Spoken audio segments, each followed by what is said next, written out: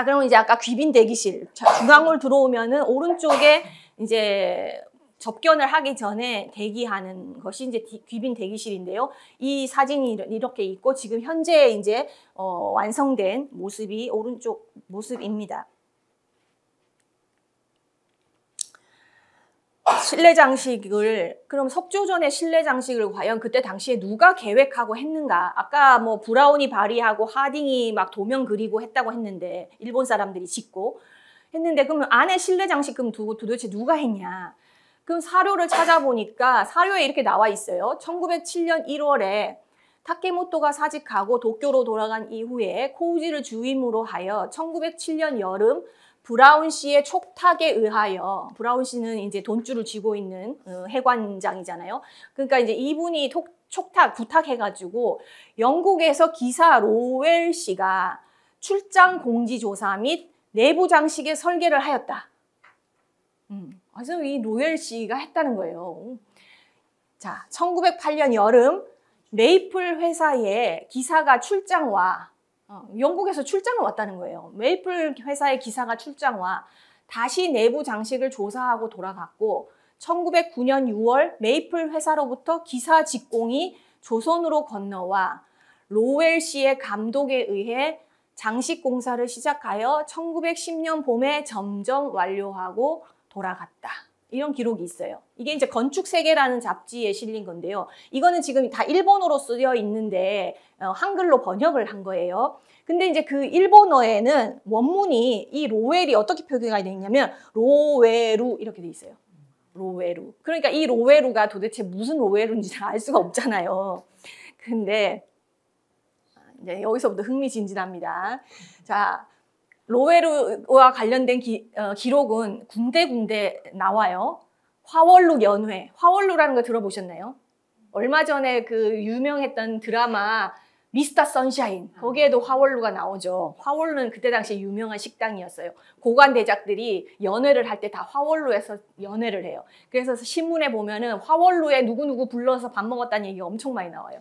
근데 여기도 보면 화월루 연회라고 해가지고 국내부 대신 민병석 씨는 궁정 건축에 관계에 있는 브라운 씨의 대리. 브라운 씨는 당연히 브라운이겠죠. 그럼 브라운이는 브라운이라는 걸 우리가 알겠어요. 그 다음에 이제 라베루, 여긴 또 라베루라고 써있어요. 한글로. 라베루 씨를 본일 화월루로 청하여 연회한다더라. 이게 대한매일신보의 1910년 4월 22일이에요. 그러면 이제 이게 공사가 거의 끝날 무렵이라는 거죠. 거의 끝날 무렵에 회식한 거예요. 자, 우리 이제 잘하셨으니까, 열심히 하셨으니까 화월루에서 밥 한번 먹읍시다 해가지고 먹었겠죠. 같은 날 다른 신문, 황성신문에도 이렇게 실려 있어요. 100만 원의 거액을 들여 건축하던 덕수궁 내의 석조 양식 궁전의 낙성됨은 이미 보도하였거니와, 양식 궁전이 이제 다 완성됐대, 낙성됐대요. 민궁상, 여기 민병석이겠죠. 민궁상은 칙령을 의뢰하여 오늘 오후 5시 반에 이시즈카 에조 장관 이하 참여관 여러 명과 영국 총영사 및 공사를 담임한, 영국 총영사도 오셨고, 그다음에 이 공사를 담임한 외국인을 초대하고 만찬회를 개최한다더라. 그러니까 이 만찬회에 이 라베룬지 로웨룬지가 왔다는 거잖아요. 이 사람이 너무 궁금한 거예요. 도대체 이 사람이 누굴까? 제가 연구하기 전까지는 이 로웰이가 대한민국에 전혀 누군지 알려져 있지 않았습니다. 근데 이제 제가 그거를 이제 알려드릴게요, 누군지를. 자, 근데 아까 우리가 그 처음에 봤을 때 중요한 힌트가 로웰이라는 사람이 있었고 메이플 회사라는 데가 있었잖아요. 그래서 이제 우선은 메이플 회사가 궁금하니까 이제 메이플 회사를 조사를 한 거죠. 근데 메이플사는 석조전 가구가 이 메이플이라는 영국 회사에서 들여온 건데 현재는 총 28종, 총 41점이 메이플사 가구가 지금 석조전에 남아 있어요.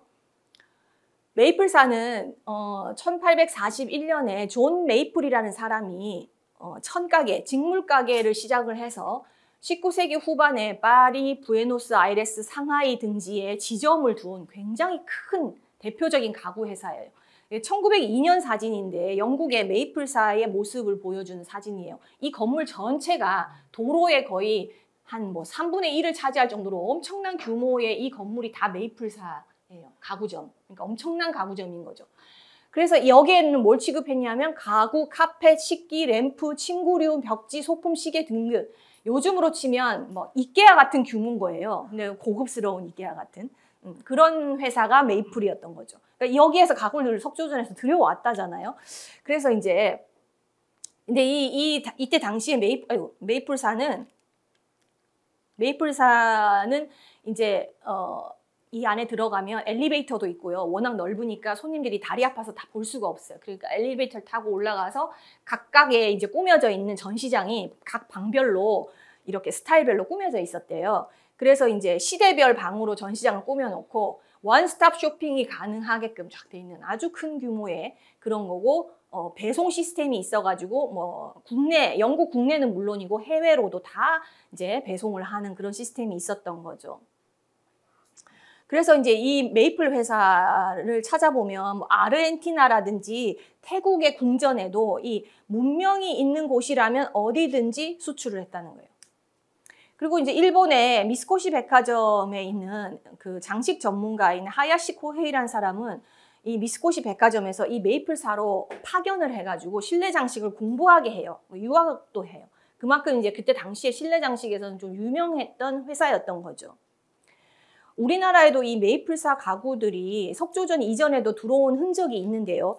예를 들면 인천에 있었던 존스턴 별장이라든지 그 지금 인천 근대박물관에 이제 소장이 되어 있어서 과거에 또 뭐 영국 영사관에서 사용된 장식장 이런 것들이 메이플사 가구가 들어온 사례가 있었습니다.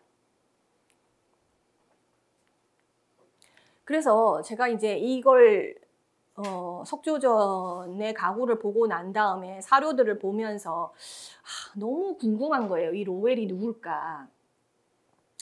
그랬는데 이 로웰이 그러면 이제 아까 그 일본어로 가타카나로만 써 있어가지고 그게 로웰인지 뭐 알 수도 없는데 다른 이제 그 또 중요한 사료에서 이 사람의 영문 이름이 로벨이라는 걸 찾아냈어요.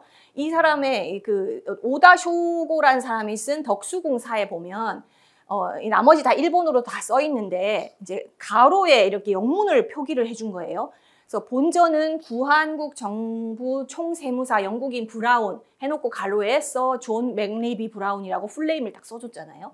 그래서 이 브라운의 이름이 존 맥레비 브라운이라는 걸 알고 지위 아래 시작되었고 메가다 재무고문에 이르게 된 것이다. 그 다음에 이제 중간에 생략되고 본전의 건축은 영국 기사 하딩, 여기는 미스터 G.R. 하딩이라고 되어 있는데 이게 사실은 오기에 잘못 표기된 거예요. 이게 G가 아니라 J인데 이 오다 쇼고가 잘못 기재를 한 거예요. 아무튼 뭐 실수는 했지만 어쨌든 적어놨었고요. 그 다음에 이 설계로 이루어졌고 내부 공사는 영국 건축기사 미스터 로벨이라고 썼어요. 근데 이제 풀네임을 써주셨으면 되게 좋았을 텐데 그냥 미스터 로벨이라고만 돼 있어서 일단 미스터 로벨이라는 걸 알았어요. 영국 기사 로벨에게 내부 공사의 설계 명령한 것은 메이지 40년, 광무 11년 1907년에 내려져서 연관 부설 난로, 전등 장치 등을 담당한 런던의 크리털 회사에서 내부 장치와 조도품은 런던의 매플 회사. 저기는 매플이라고 써 있는데 아무튼 원문에는 매플 써놓고 그 다음에 이렇게 메이플 앤 코에서 청부했다. 공사 전부를 준공한 것은 메이지 42년으로 본 건축물이 이왕가에게서 인계된 것은 메이지 43년, 1910년 8월이었다. 이런 기록에 있어서 이제 이 로웰이라고 알고 있었던 사람이 미스터 로벨이라는 걸 알게 되었죠. 그래서 제가 비행기를 타고 영국을 갔습니다. 로벨을 찾으러. 왜 어떻게 찾으러 갔느냐? 일단 메이플 회사가 있으니까요. 그 메이플 회사의 기록을 이제 뒤지러 간 거죠. 근데 이제 영국에는 아카이빙이 잘 돼 있으니까 그 회사의 그 관련 기록들을 다 보관을 하거든요. 그래서 그 메이플 회사 아카이브를 뒤지러 간 거예요. 그래서 이제 딱 가서 이걸 찾았어요. 처음으로. 근데 여기에 메이플사에서 일했던 직원 명부가 있는 거예요. 다 기록돼 있어요. 이 직원이 언제 입사했고 언제 퇴사했고 뭘 했고. 근데 이제 아주 상세하지는 않지만 적어도 간단하게 이 사람의 역할이나 뭐 이름 뭐 이런 거 생물연대 이런 거 있거든요. 그래서 직원 명부를 뒤져서 제가 아는 건 유일하게 아는 단서는 로벨이니까 로벨을 찾았죠. 그러니까 이 로벨이 나오는 거예요. 로벨이 나오는데 여기에 보면 윌리엄 굴번 이렇게 돼 있어요. 윌리엄 굴번이라고 돼 있고 장식은 이게 어시스턴트 보조인데 장식 그러니까 견적 보조 그다음에 장식 이렇게 써 있고요. 역할이 그 다음에 이제 뭐 이 사람이 이제 언제 일했는지가 나왔는데 이게 이제 로벨의 항목이 몇 페이지에 이렇게 나오는데 이 사람이 이상하게 1909년 3월 29일에 입사를 하고 얼마 안 있다가 또 사임을 해요. 1910년 3월 5일에 사임하고 그 다음에 1911년 8월 28일에 또 복귀를 했다가 또 사임하고 또 14년에 또 복직을 해. 자꾸 회사를 들락날락 하는데 왜 그런지는 잘 모르겠어요. 이유는 안 써 있는데 아무튼 이렇게 이제 윌리엄 굴번 로벨이라는 사람이 메이플사에 있었다는 것을 알아냈어요. 그래서 처음에 저는 이 사람이 석조전의 그 로벨인가 보다라고 생각을 했죠. 근데 이제 이 사람의 나이가 석조전에서 와서 일을 했을 때 나이가 20살인 거예요. 너무 어린 거야. 이렇게 어린 나이에 석조전에 와서 이거를 공사 감독을 했다고? 물론 그때 당시에 지금의 20살과 그때 당시에 20살 좀 차이가 있지만 그럼에도 불구하고 너무 어리다는 생각에 약간 마음이 찜찜했어요. 그리고 다시 이제 한국을 돌아왔죠. 그런데 이제 제가 또 뭘 찾았냐면 이런 기록을 찾았어요. 영국인 J.R. 하댕 외 이게 이렇게 써 있어요. 우리나라 그 옛날 사료에 청이서란 사료에 J.R. 하댕 외 3명에게 훈장을 주는 건을 탁지부 대신이 보내온 문서에 의거하여 회의에 제출하느니 라고 해서 규장각에 이런 문서가 있어요. 근데 여기에 이렇게 써 있어요. 원문 그대로. 자, 훈장 2등 8궤장 그 다음 영국인 J.R. 하댕 그 다음에 증훈 2등 8궤장 영국인 알지 라벨 그 다음에 이제 H.W. 데비손, 뭐 영국인 J.L. 엘람 이런 식으로 훈장을 준 거예요. 이게 뭐지? 알지 라벨? 알지 라벨은 또 어디서 나온 거야? 윌리엄 굴번이면 W 이렇게 돼야 되는데 알지가 뭐지? 그래서 제가 이 아까 로벨 그 윌리엄 굴번 로벨의 출생 그 기록이랑 가족관계 증명서 이런 걸 찾았어요. 또 영국에서. 그리고 또 하나 이제 그러고 나서 얼마 안 있다가 이 기록을 찾았는데 똑같은 기록인데 영국의 신문에 난 거예요. 이 훈장을 받은 사실이. 그래서 더 에딘버러 가제트라는 신문에 이렇게 났어요. 자, J.R. 하딩은 아까 J.R. 하딩은 존 레지날드 하딩, J.R. 하딩이겠죠?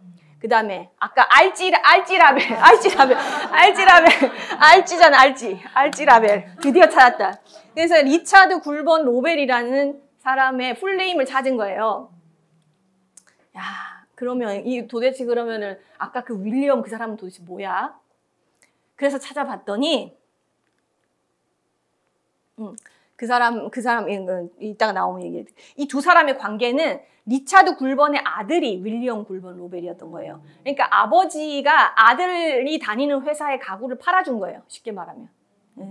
뭐 그럴 수 있잖아요, 그죠? 리차드 굴번 로벨. 근데 이제 이 사람의 가족 증명 관계나 이런 거 센서스 이런 걸 찾으면 쭉 나오는데요. 그게 만약에 이 아저씨가 로벨이기 때문에 가능하지. 예를 들어 스미스다. 뭐 예를 들면 우리가 이제 뭐 말하자면 김이박채면 못 찾아. 그잖아요. 김이박채면 그걸 어떻게 찾겠어요. 근데 말하자면 로벨 같은 성은 우리로 치면 뭐 약간 곽씨 뭐 이런 느낌이잖아요. 그러니까 찾을 수 있는 거죠. 그래서 이제 그 기록이 참 이름이 되게 좀 특이한 성을 가지고 계셔가지고 그나마 제가 찾을 수 있었다. 그래서 이제 이 장식은 리차드 굴번 로벨이라는 사람이 이제 설계를 1907년에 했고 10년에 완료를 했다라는 걸 이제 밝혀냈고요. 비용은 이제 장식에 든 비용은 12만 5천 원, 실내품에는 10만 원 이런 것들을 이제 그 브라운이 이렇게 해관해서 지출을 해서 비용이 들었고요. 총 건물은 뭐 이제 건물 짓고 하는 거는 대략 뭐 130만 원인데 그거 지금으로 치면은 한 300억 가까이는 되는 것 같아요. 전체 비용이. 하여튼 이제 사용은 이제 뭐 접견, 오찬, 만찬, 연회 이런 거를 주로 하는 데 썼고 그 다음에 영친왕이 귀국했을 때 뭐 1911년이랑 18년 2번 정도 어숙소로 이렇게 사용을 했었죠.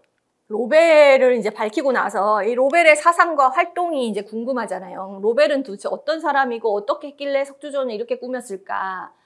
그래서 이제 그 사람의 이제 그 역할이나 이런 걸 알기 위해서 이 사람이 쓴 책이나 뭐 이런 기사 같은 것들을 쭉 이제 찾아보니까 로벨은 일단은 이제 건축가로서 이제 건축과 인테리어에 대한 저서를 꽤 남겼어요. 그리고 이제 장식가로서의 역량도 상당히 그 책을 통해서 파악을 할 수가 있는데, 우선은 이제 1913년에 출간을 한 홈 인테리어라는 책이 있어요. 1913년이면 석조전 프로젝트를 마치고 얼마 안 있다가 낸 책이니까 이 책은 상당히 이 로벨의 그 장식에 대한 생각, 아이디어 이런 것들이 많이 담겨 있을 거 아니에요. 안타깝게도 이 책을 제가 이제 영국 도서관에 가서 이제 책을 봤는데, 저는 이제 그 책 안에 코리아 뭐 엠퍼러스 뭐 레지던스 이래가지고 디자인이 쫙 나올 줄 알았어요. 그래갖고 정말 가슴이 두근두근 해가지고 그걸 쫙 펼쳤는데, 안타깝게도 그거를 직접적으로 언급한 건 없지만 좀 유사한 디자인이 있긴 있어요. 그래서 이제 제 논문에는 약간 그런 걸 녹여서 이제 쓰긴 썼는데, 그 다음에 이제 세계 과감성이라는 책도 썼고요. 이 책의 과감성은 핵심은 예를 들어 공간의 컬러는 하나의 전체로서 고려를 해야 된다. 이런 게 핵심이었어요. 그래서 여러 가지 복잡한 색깔 쓰지 말고 하나의 색깔을 좀 조화롭게 써라. 이런 취지로 쓴 책이고요. 그 다음에 이제 건축에 대한 역사 노트라는 책도 썼는데, 이거는 이제 영국의 건축사에 대한 거를 좀 집약적으로 이제 쓴 건데, 이 책에서는 이분이 생각하기에 영국이 이렇게 전통이 좀 단절이 되었다. 그래서 이제 건축에 있어서의 미는 목적이나 양감, 균형, 비율, 조화 이런 걸 통해서 추구해야 된다. 이런 취지로 이제 책을 쓰신 거고요. 이 로벨이 이제 디자인을 한 그 마을, 이제 주택 단지가 현재 남아 있는데, 영국의 이 파크 클로즈라는 주택 단지가 이렇게 쭉 원형의 정원을 가운데 두고 집이 이렇게 원형으로 지어져 있는데, 하나하나 집이 다 비슷비슷한데 똑같은 집은 없어요. 집이 약간씩은 다 다르고요. 내부 실내 장식도 다 다르게 되어 있어요. 이게 로벨의 이제 가장 큰 프로젝트였던 것 같고,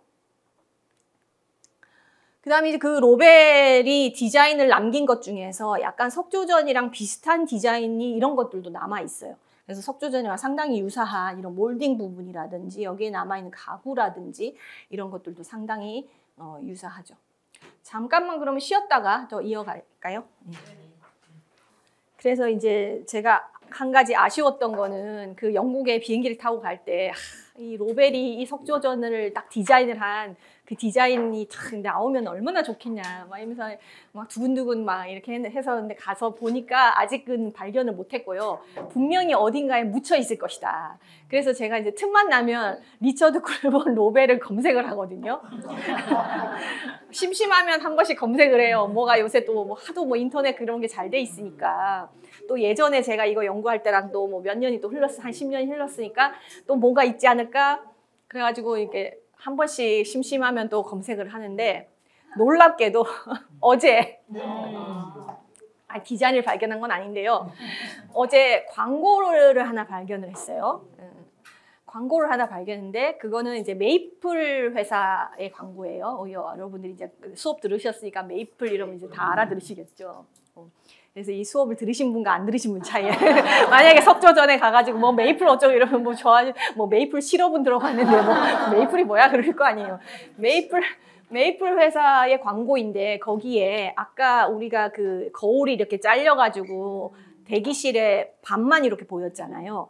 그 방이 온전히 사진이 들어가 있고, 그 밑에 리차드 굴번 로벨이 메이플사로부터 청탁을 받아서 이렇게 꾸몄다라는 광고 내용이 나와 있고, 그 광고가 1913년 어떤 잡지에 실린 거예요. 그걸 어제 우연히 제가 또 이거 수업 준비하고 막 한번 또 다시 리마인드 시키려고 막 정리하다가 혹시나 또 리차드 굴본 로벨에 관한 뭔가 새로운 게 있나 하고 또 뒤지다가 어제 딱 그걸 발견을 하고 좋아가지고. 근데 이제 그런 새로운 사료가 이제 나오면은 이제 제가 이제 조금 이따 더 자세하게 설명을 드리겠지만, 현재 석조전에 좀 아쉬운 부분, 잘못됐다고 생각되는 부분을 좀 보완하기 위해서 앞으로 이제 이게 한 번에 이렇게 재현했다고 해서 이게 끝이 아니고, 이제 계속해서 뭔가 사료도 다시 발굴되고, 또 한 5년, 10년 지나면 좀 천 같은 것도 낡기도 하고요. 또 바꿔주기도 하고 해야 되니까, 이제 그런 걸 새롭게 할 때 좀 더 나은 방향으로 해야 되니까, 제가 이제 그래서 좀 더 나은 방향으로 이제 재현을 하기 위해서 작은 이제 소논문 논문을 하나 준비를 해야겠다라고 생각하고 있던 차에 어제 그게 딱 나왔으니까 이제 그것도 이제 그거를 실어서 논문에 실어서 이제 좀 발표를 하려고 생각을 하고 있습니다. 그래서 아직까지는 이게 미공개 자료여서 이 PPT에 보여드리고 싶은 마음은 굴뚝 같았으나 아직은 올리지 못하고요. 제가 논문이 나오고 나면 여러분들한테 알려드리겠습니다. 그래서 이제 아담 리바이벌 스타일로 아까 그 영국의 신고전주의를 대표하는 건축가가 로버트 아담이라고 있는데요. 그 로버트 아담의 디자인을 근간으로 해서 이 로벨이 굉장히 이제 디자인을 많이 몇 가지를 남겼어요. 이제 예를 들면 이런 디자인인데 약간 석조전 대기실이랑도 분위기가 사실 비슷해요. 그죠? 이렇게 벽난로 이렇게 있고 그 위에 거울도 이렇게 달려 있고 이렇게 이제 이런 프레임 같은 거를 이제 벽에 이렇게 하는 방식이나 이런 것도 상당히 유사하다는 걸 알 수가 있어요. 로벨은 이제 칼라를 쓰는 방식이 아까 이제 책이 로벨이 이제 뭐 세계 과감성이라는 책에서도 이렇게 피력을 했는데 로벨은 이제 그 책을 쭉 읽고 분석을 해보면은 로벨의 칼라는 크게 이런 세 가지로 이제 요약을 할 수가 있는데요. 우선은 2차 색깔을 주로 많이 사용을 하고 두 가지 색상 조합을 가장 즐겨 사용해요. 예를 들면 뭐 블루 플러스 브라운, 뭐 레드 플러스 브라운, 그레이 플러스 블루, 뭐 그린 플러스 퍼플, 약간 지금 보면 약간 생소한 색깔 조합일 수도 있는 뭐 그런 조합도 사실 좀 있고요. 그러니까 나름 약간 과감하게 색을 좀 쓰기도 하고 또 약간 전통적으로 뭐 한 가지 색깔만 써가지고 화이트 앤 뭐 그린 뭐 이런 식으로 그런 식으로 조합을 해서 쓰기도 하죠. 뭐 화이트 앤 모브는 약간 연한 요런 색깔을 연보라 이런 거를 모브라고 부르는데요. 화이트 앤 모브 같은 이런 색깔로 색깔을 일단은 한 가지 내지는 두 가지 색깔의 조합으로만 쓴다. 주로 파스텔 계열을 많이 쓰고요. 벽면은 아까도 말씀드렸지만 이제 이런 복잡한 막 화려한 패턴 이런 것에서 벗어나서 깔끔한 화이트 벽면 이런 것을 주로 쓰고요. 그래서 빅토리아 시대의 무거운 색상이나 조합과 결별해서 상당히 모던한 이런 것들을 보여주고 있죠. 그래서 남아있는 이런 디자인들을 보면 천정이나 벽 처리가 굉장히 깔끔하다는 걸 알 수가 있고요. 색깔을 이제 이건 레드 앤 브라운 식당인데 두 가지 색깔을 조합해서 사용을 했고 이거는 화이트 앤 모브라서 벽이나 천정을 화이트로 하고 좀 이렇게 포인트 컬러를 약간 연보라색으로 마감을 한 이런 식의 디자인을 선보이고 있습니다. 그러면 커튼 같은 것들은 어떻게 디자인을 했느냐 보면은 우선은 특징이 빅토리아 시대의 커튼은 이렇게 밸런스라 그래가지고 커튼 위에 이렇게 막 이렇게 치는 거 있어요. 그걸 굉장히 좀 두껍고 풍성하게 해요. 그리고 커튼 자체도 주름을 굉장히 많이 잡아서 두껍게 하는데 두껍게 하는 이유가 사실 그 사람들이 뭐 천이 남아돌아서 두껍게 했겠어요. 그죠? 다 이유가 있겠죠. 그러니까 그때 당시에는 난방이 상당히 이제 열악하기 때문에 춥잖아요. 그러니까 최대한 꽁꽁 막아야 되니까 좀 두꺼운 천으로 좀 풍성하게 해서 이제 잘 막기 위해서 좀 이렇게 그 실용적인 목적으로 일단 두껍게 해서 공간에 이 차가운 공기를 차단하겠다는 의지를 보여주는 게 그런 두꺼운 천인데 이제 이 근대에 들어와서 난로가 굉장히 많이 발달하고요. 벽난로 이외에도 이렇게 부분 설치하는 난로들이 상당히 많이 나왔기 때문에 정말 그렇게 뭐 무슨 차폐하듯이 꽉꽉 이렇게 채워서 그렇게 가릴 필요도 사실 없어졌고 그래서 이제 전반적으로 벽도 가벼워지고 색깔이 단순해지고 창문에 그 거는 커튼이나 이런 것도 상당히 이제 가벼워졌어요. 몸무게 엄청 다이어트를 한 거죠, 말하자면.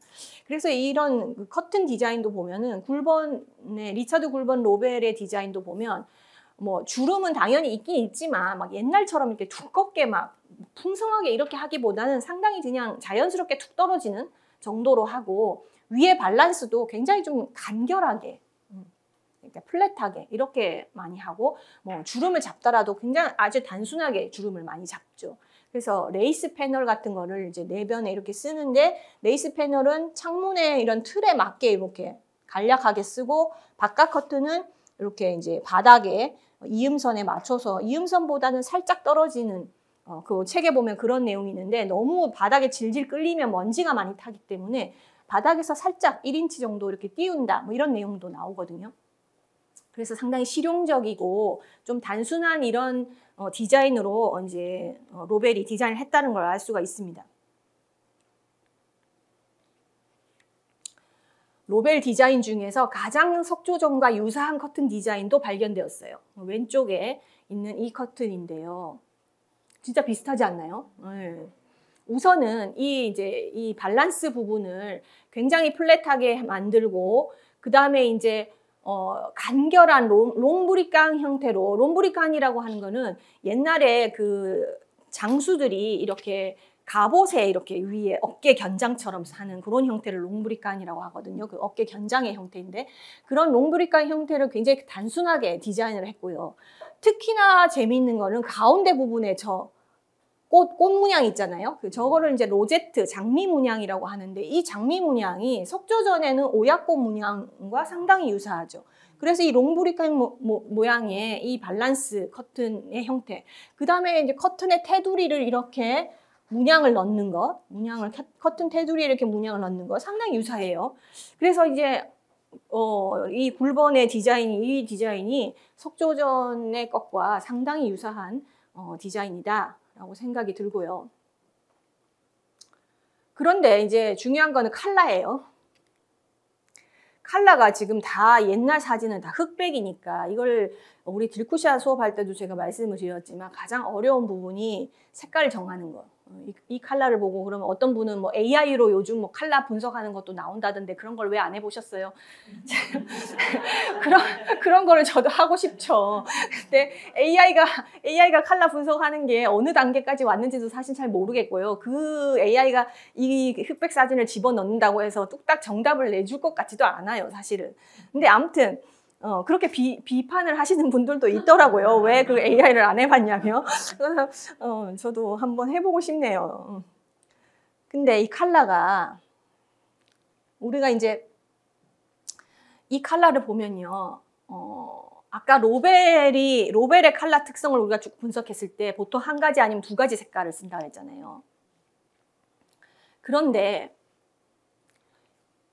벽면이 지금 화이트잖아요. 이거는 흑백 사진이지만 우리가 보면 화이트라는 건 알 수 있죠. 그죠?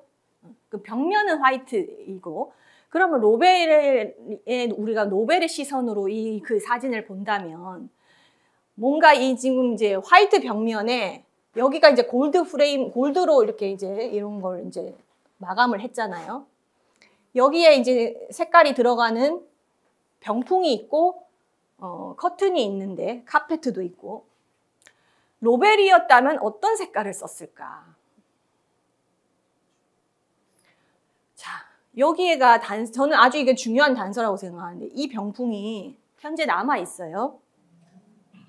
국립고궁박물관에 이 병풍이 남아 있어요.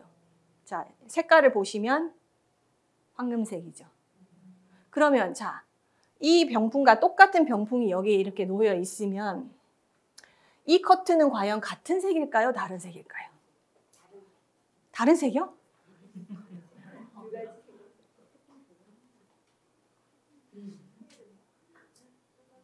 어떻게 생각하세요?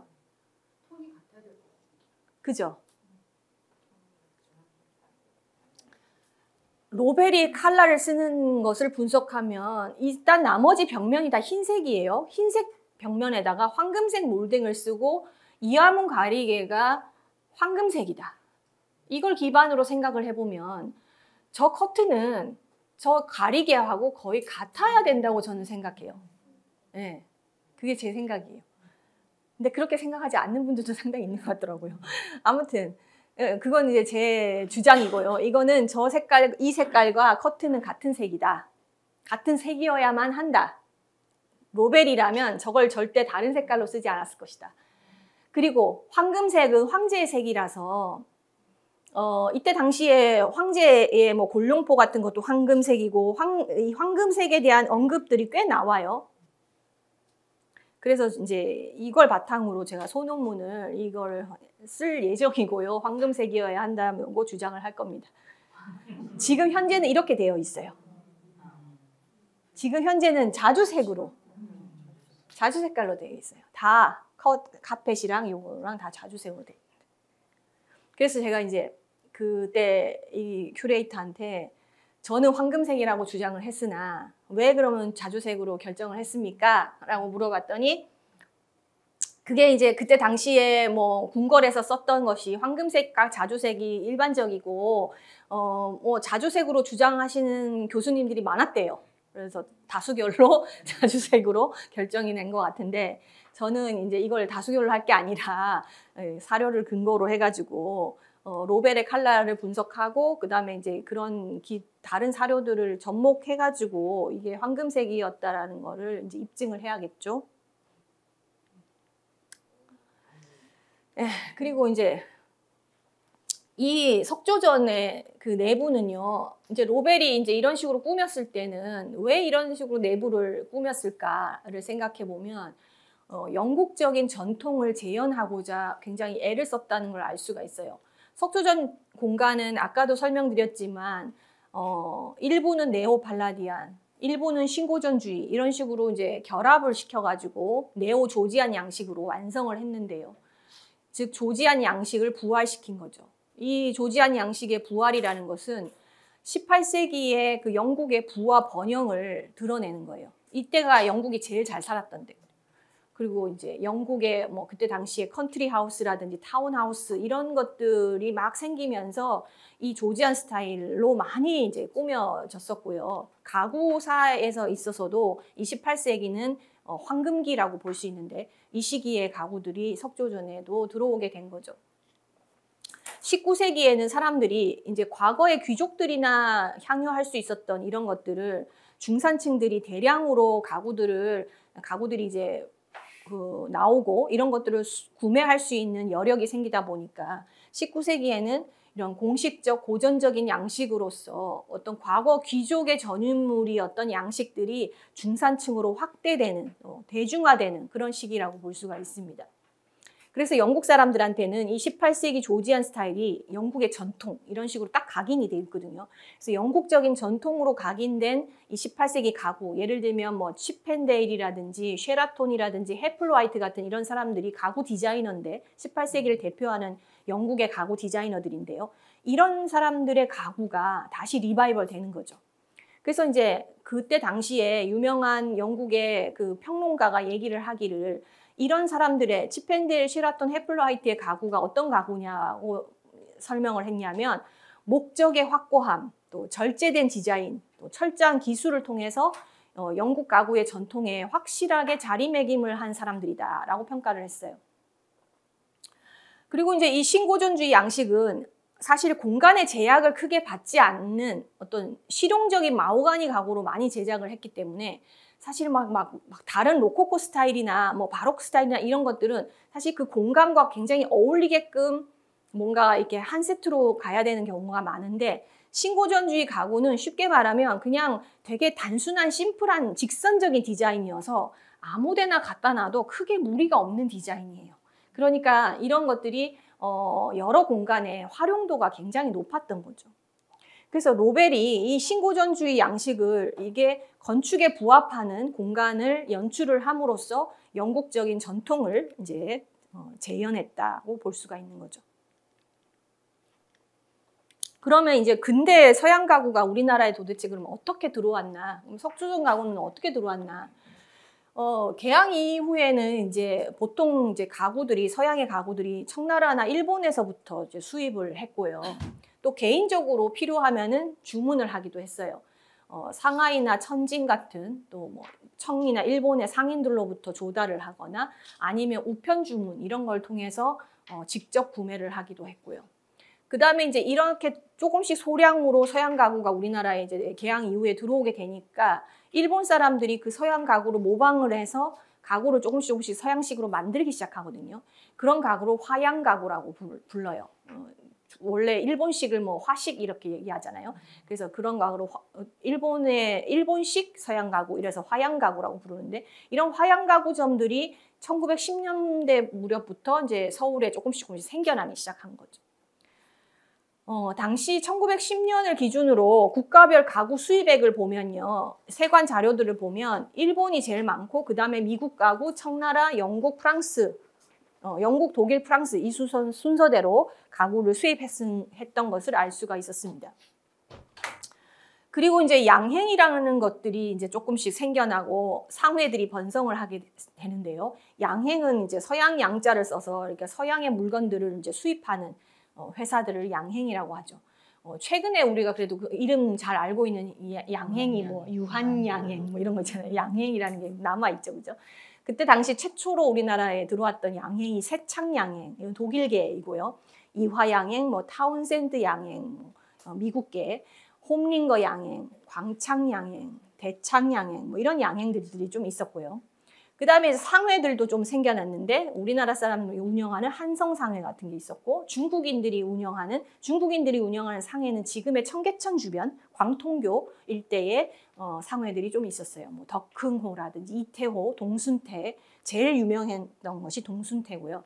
이런 상회들이 주로 이제 수입하는 건 이제 생활 잡화들을 다 수입하는데 뭐 특히 약 같은 것도 많이 수입하고 생활용품들, 영태창, 의생호 뭐 이런 상회들이 중국인들이 운영하는 게 있었고 일본인 상회로 뭐 이와미 상회, 스지야 상회 같은 이런 상회들이 유명한 상회였습니다. 그러니까 이런 상회들에서 이제 소량으로 가구도 취급을 했거든요. 그래서 가구는 여러 이제 박례품, 수입품 중에서 하나로 취급을 이런 회사들에서 취급을 했던 거죠.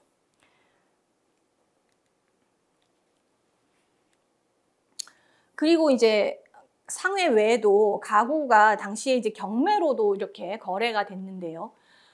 당시에 가구 경매는 박매 또는 공박이라고 불렀어요. 지금은 경매라는 용어가 이제 정착이 됐지만 그때 당시에는 박매, 공박 뭐 이런 얘기도 많이 했고요. 거기에 보면은 사람들이 외국인들이 주로 쓰다가 이제 본국으로 자기 나라로 돌아갈 때 이걸 다 가져가지를 못하니까 이제 경매를 하는 거죠. 그래서 그런 경매를 가장진물 경매 이렇게 이제 광고를 내는데요. 그래서 당시에 구하기 어려운 서양 가구를 이런 경매를 통해서 이제 구매를 했던 거죠. 이 경매를 진행한 사람을 박매인이라고 불렀는데요. 이 박매인을 주로 대표적인 박매인이 칼리츠키라는 사람이 있었고 엠벌리, 고살키 이런 사람들이 뭐 독일 출신, 미국 출신 이런 사람들이 박매인으로 활동을 했습니다. 그 다음에 아까 말씀드린 뭐 일본인들이 설립한 화양가구 제자소 이런 데서 이제 서양 가구들이 만들어지고 이제 유통이 되기 시작한 거죠. 아라야 의자 지점이라든지 나가다 가구점, 쿠마타이라 양가구 뭐 이런 가구점들이 1910년대부터 점차 늘어나기 시작했습니다. 이제 석조전에 있는 그런 가구들을 조금 구체적으로 한번 살펴볼게요. 1911년 사진인데요. 영친왕이 아마 엄비가 돌아가셨을 때 장례식 때문에 와서 촬영을 한 것 같은데 이 앞에 있는 테이블이 아주 독특해요. 그죠? 아주 화려한 테이블이 놓여 있습니다. 지금 이제 석조전에 가시면 이 테이블이 놓여 있고요. 현재. 이 테이블은 굉장히 화려한 테이블인데 그러니까 과시적인 공간이고 홀을 딱 들어서면 제일 먼저 보이는 가구니까 굉장히 화려한 이런 과시적인 공간에 놓이는 화려한 황금색 콘솔 탁자이고요.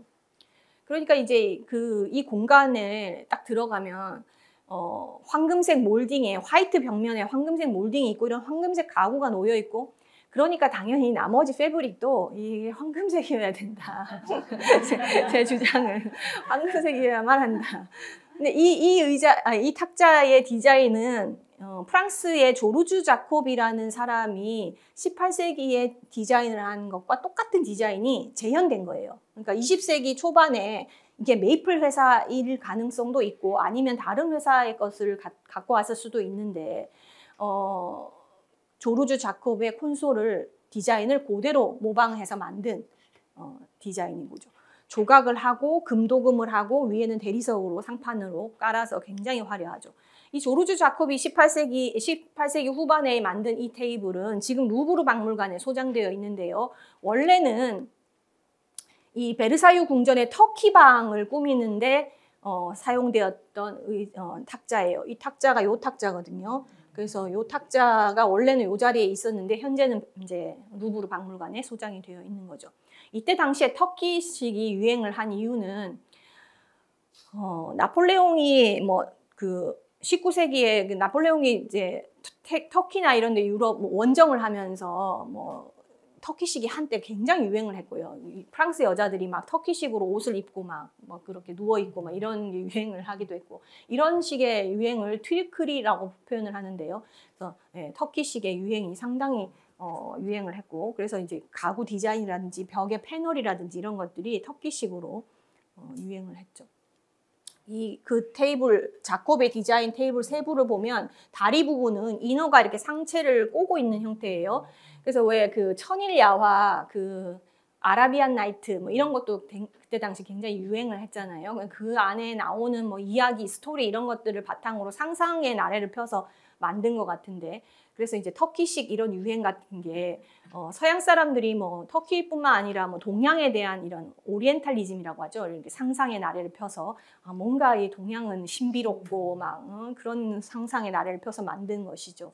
그래서 이제 테이블 그 윗부분은 이렇게 이너가 이렇게 몸을 비틀고 있는 형상을 가지고 있고요. 이 부분의 조각 같은 것도 보면 뭐 칼이라든지 뭐 사슬, 뭐 방패 이런 것들을 모티브로 했고, 벽 패널도 보면은 이렇게 이너가 이렇게 몸을 뒤틀고 이렇게 서로 이렇게 교차하는 이런 형태로 꾸며져 있어서, 이 방이 아까 보셨던 그 터키 방에 이런 식으로 이 패널들과 이런 테이블 이런 것들이 이제 터키식의 유행 이런 것들을 반영하는 것이죠. 그래서 석조전에 이 테이블이 이제 갖다 놓은 것은 마치 이제 동양의 어떤 신비로움 이런 것들을 이 로벨이 좀 뭐 이 테이블을 실제로 딱 갖다 놨는지는 알 수 없지만, 아무튼 실제로 그랬다면 동양의 어떤 신비로움 이런 것들을 표현하고 싶지 않았을까 추정을 해볼 뿐이죠.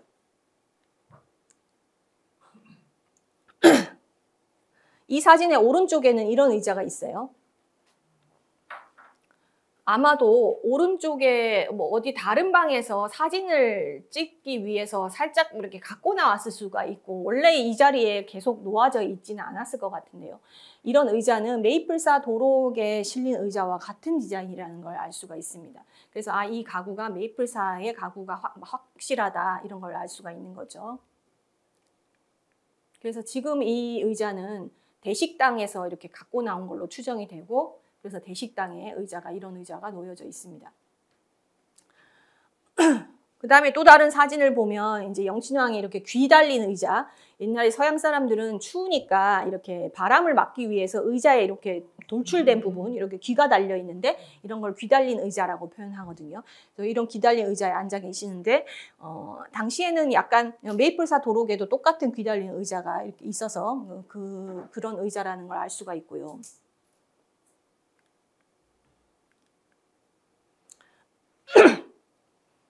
접견실 전경은 이 매일신보에 실린 요 사진이 유일한데, 보면은 이 귀 달린 의자가 양쪽에 이렇게 전면에 배치가 되어 있고, 양쪽으로 11자로 의자들이 쭉 배치가 되어 있어요.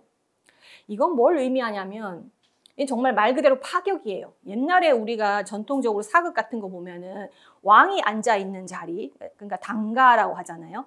거기에 보면은 이제 이렇게 닷집이 있고 뒤에 막 병풍도 있고, 그죠? 5월 뭐 병풍도 있고 뭐 이렇게 해가지고 좌탑이 있고, 그러니까 어좌라고 하는 것이 하나의 어떤 건축적인 요소로서 그건 감히 뭐 어떻게 범접할 수 없는, 왕만 앉는 자리잖아요. 그거는 왕을 위해서 그렇게 만들어야 되잖아요. 뭐 건물 짓듯이 축조를 하는 거잖아요. 근데 이거 보세요. 이거는 그냥 메이플 회사에서 가구를 사다가 귀 달린 의자, 그게 뭐라고 귀 달린 의자 그냥 갖다 놓은 거예요. 그런데 그 의자의 형태가 나머지 거기 배석을 하는 사람 11자로 이렇게 놓는 이 의자도 역시 귀 달린 의자로 쭉 배치를 했어요. 그게 무슨 의미예요, 이게? 네. 그러니까 뭐 너하고 나하고 뭐 똑같다 이거잖아요. 너도 이런 의자 앉고 나도 이런 의자 앉고. 그만큼 왕에 대한 어떤 우리가 생각하는 그 왕의 아우라, 왕의 위치 이런 것들이 항상 많이 이렇게 내려온 거죠. 그 말 자체가 이게 완전히 파격적인 모습이고, 서양 사람들이 생각했을 때 우리의 전통적인 뭐 오탑 뭐 이런 거는 그건 굉장히 그 과거의 어떤 산물이라고 생각을 했던 거죠. 이런 의자의 배치만 보더라도 이제 이 세상이 바뀌었다는 걸 알 수가 있는 거예요. 어디 감히, 그죠? 배석하는 사람이랑 똑같은 의자에 앉다니 말이 돼요? 그때 당시 사람들은 아마 아마 이렇게 배치한 거 보고 충격을 받았을지도 몰라요. 아이고 뭐 황송하옵니다 이랬을지도 모르죠, 그죠? 그냥 단지 그 배치로서 어떤 위계를 드러내는. 그리고 이제 대식당은 아까 이제 그 오른쪽에 있었던 그 의자가 아마 식당에서 이렇게 갖고 나온 걸로 추정이 되고, 이건 전부 이렇게 테이블보로 먼지를 뒤집어 쓰지 말라고 천을 다 덮어놨기 때문에 의자의 형태를 정확하게 알 수 없지만, 그래서 이제 그 메이플사 그 의자가 남아 있는 거에다가 일부 모자라는 건 채워서 이렇게 대식당을 연출을 했고요. 소식당도 일부만 이렇게 조선과 건축이란 잡지에 이렇게 일부만 보여서 전체적인 그 모습은 알 수가 없어요. 뭐 이런 것도 더 사료가 나오면은 좀 더 확실하게 재현을 할 수가 있겠죠. 근데 이제 그 기록에 따르면 벽면이 다 나무 패널로 되어 있다고 해서 나무 패널로 이렇게 벽면을 다 마감을 했고, 그 다음에 이제 뭐 커튼을 이렇게 역시나 자주색으로 마감을 했습니다. 거울 주변에 이런 신고전주의적인 몰딩 뭐 이런 것들은 이제 재현을 똑같이 해서 했는데, 역시나 아까 그 거울처럼 타원형 거울처럼 좀 디테일이 좀 부족하다. 그런 2층은 당시에 이제 실별 구성이 이제 이랬을 것이라고 추정을 하는데요. 이제 홀 들어가면 복도가 있고 양쪽에 이제 좌우 대칭으로 황후 침실, 황제 침실, 황후 거실, 황제 거실, 그러니까 황제 공간과 황후의 공간이 이렇게 딱 나누어져 있고요. 이게 이제 서양의 그 궁전에도 보면은 이렇게 이제 세로축을 중심으로 황제의 공간과 왕의 공간과 왕비의 공간이 이렇게 딱 나누어져 있는 그런 전통적인 방식이죠. 그 다음에 이제 중앙홀 근처에 뭐 시종실도 있고 응접실도 있고 뭐 이런 식으로 배치가 되어 있었습니다. 2층은 사진이 없어요. 그래서 이제 이거는 재현하기가 상당히 어려운 공간이었고, 상당히 이제 말하자면 시뮬라크르, 재현을 가장의 가장이라고 표현하죠. 그런 그런 방식으로 할 수밖에 없었는데, 아무튼 1층을 근거로 해서 2층도 유사하게 이제 재현이 된 겁니다. 2층 사진은 이제 몇 개가 부분 이제 보이는데요. 한말 궁중관계 사진첩이라는 데 보면 이런 식으로 황제 서재의 일부가 이렇게 보이는데, 거기 보면 뭐 의자들은 다 커버가 씌워져 있어서 정확히 알 수 없고, 탁자가 있고, 그다음에 이제 이 책은 확대해 보면 만국공법이에요. 공법 있고, 그다음에 이제 이거 회전용 책장이 있어가지고, 이거는 이제 회전용 책장을 이렇게 구매를 해서 갖다 놨고요. 메이플사 도록에 똑같은 게 있어서 같은 것을 구매해서 갖다 놨습니다.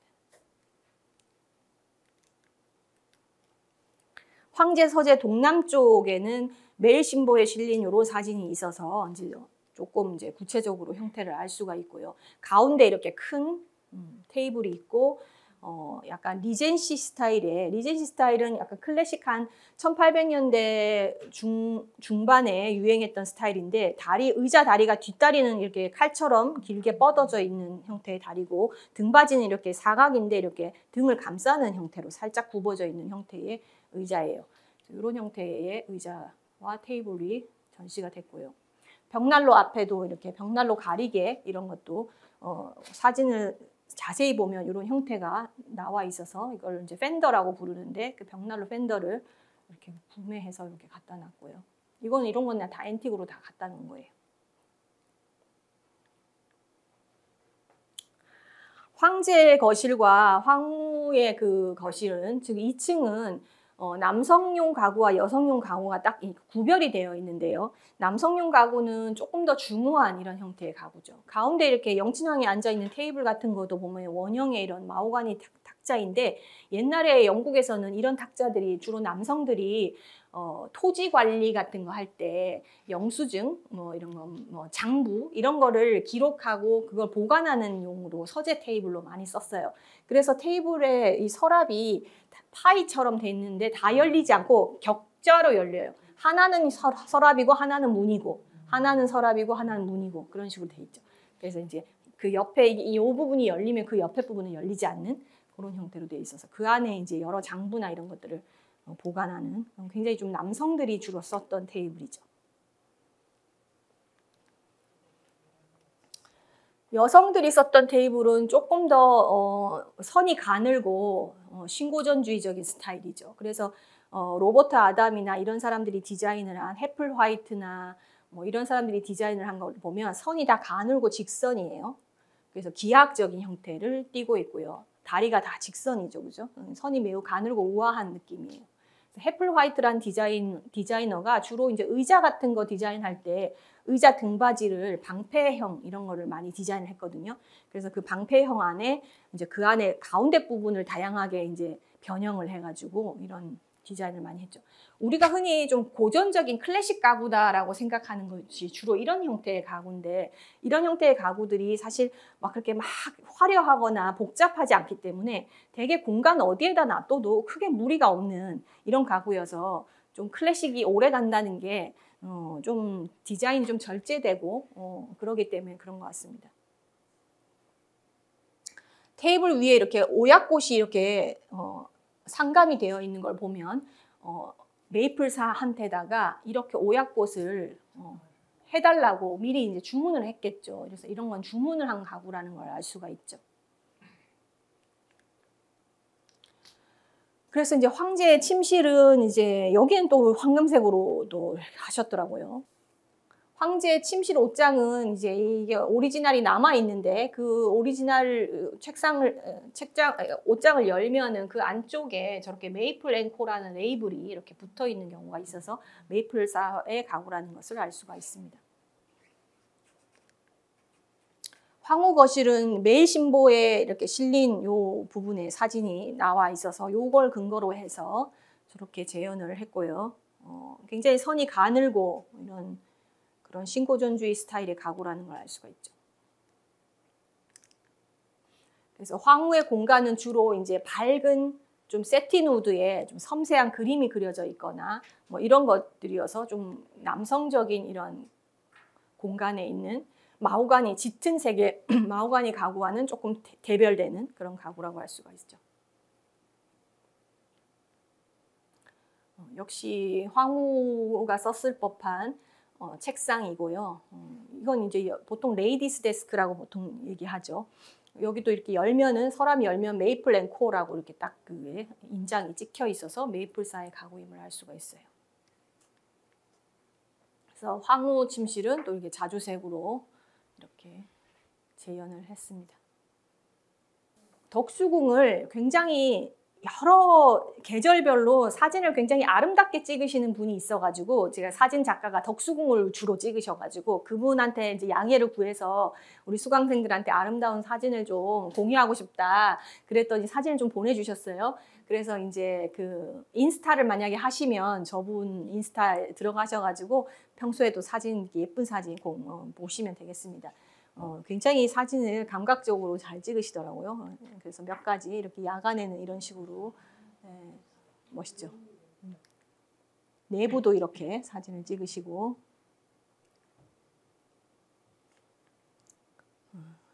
이 커튼 이거 황금색이어야 됩니다. 계단. 이 계단 이 계단 참 이 주물을 여기는 다 이건 오리지널이에요.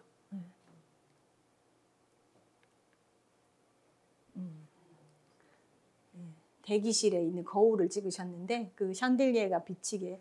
근데 제가 어제 찾은 그 사료 광고에는 이 샹들리에가 아니더라고요. 자, 여기까지. 혹시 질문 있으신가요? 질문 없으시면 오늘 마치겠습니다.